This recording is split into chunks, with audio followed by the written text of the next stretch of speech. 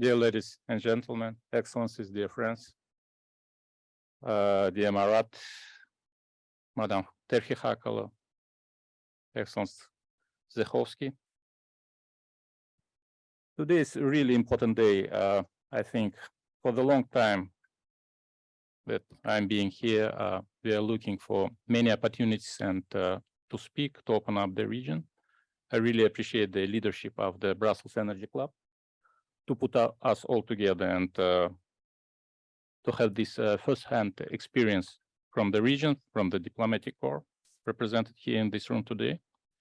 And I think it's really the time, as it was mentioned in some interventions with my dear brothers, to open up the region from the one particular angle, that's the energy.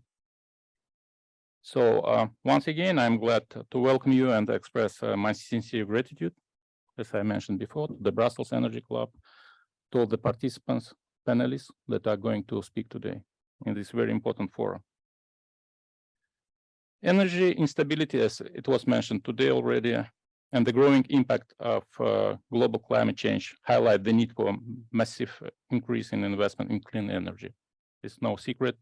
If you want to live in the better world, we need to invest today.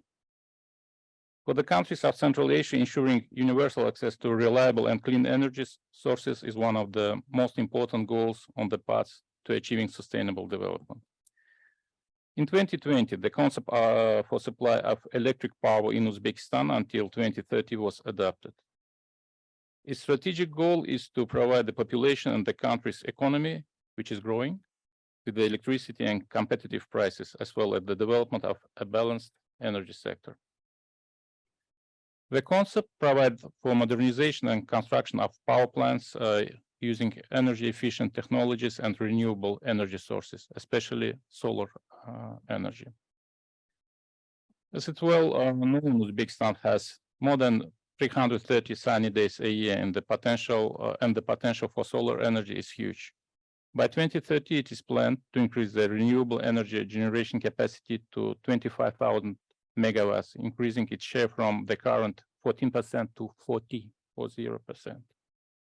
With the dynamic growth of the population, and Uzbekistan, as you well know, one of the most populous nations in Central Asia, we are about on the threshold of 37 million people today, representing half of the region population. And the economy in Uzbekistan by 2030, the demand for electricity will reach 120 billion kilowatt hours.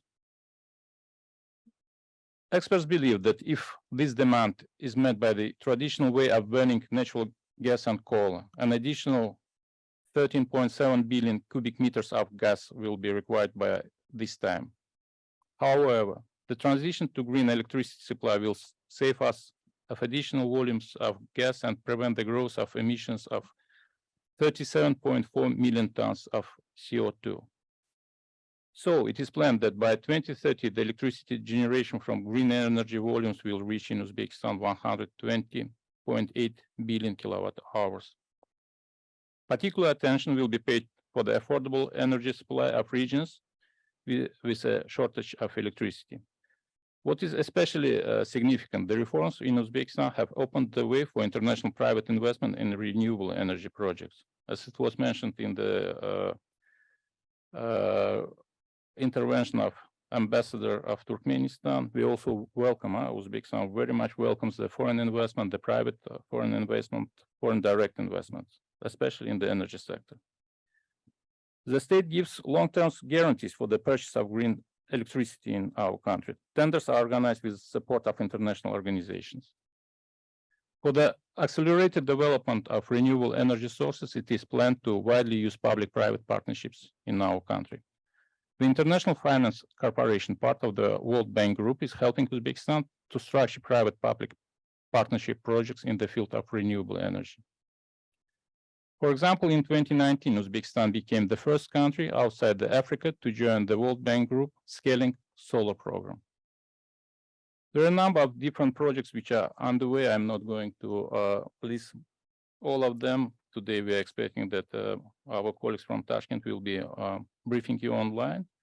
But I want to stop over one particular point, Uzbekistan is ready to develop mutually beneficial, long-term and multifaceted partnership in the field of green energy with all the countries' organizations, but particularly with the European Union. Due to this opportunity of presence of EU Special Representative on Central Asia, Terhi Hakala, one of the best and seasoned diplomats on US side, who is EU side, who is dealing with our region.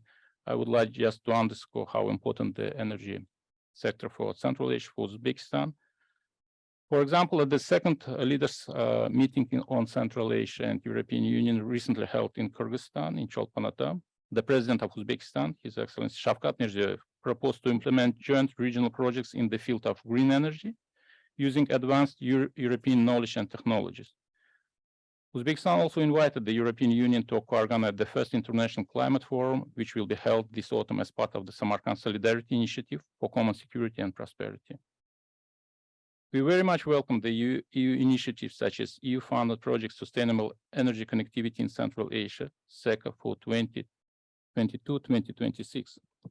In our view, the project aims at providing more inclusive policy, regulatory, and institutional framework for the regional transition to sustainable energy systems and fulfillment of international obligations and commitments in Central Asia countries for everybody to have access to the renewable energy. So, in our view, it also should help European companies entering the region in clean energy transition and decarbonization projects, which is our common international goal and obligation. Saying that, I would like to wish everybody for this very important conference to have a fruitful discussions and very good results. Once again, thank you.